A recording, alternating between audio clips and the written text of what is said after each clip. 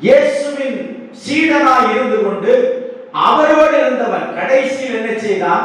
இயேசுவையே காட்டி கொடுத்தான். இன்றைக்கு நம்ம படித்த சங்கீதம் என்ன சொல்லுது? என்ன சொன்னது?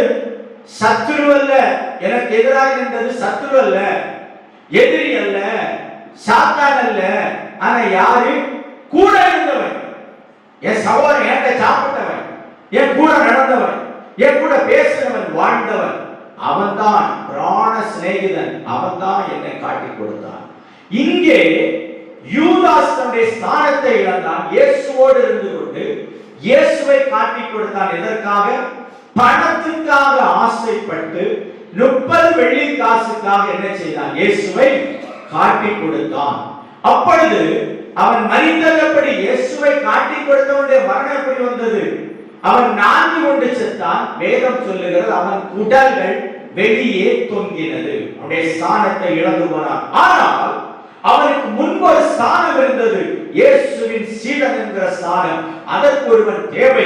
இங்கே மத்தியா என்கிறவனை சீட்டு போட்டு தெரிந்து கொண்டார்கள்.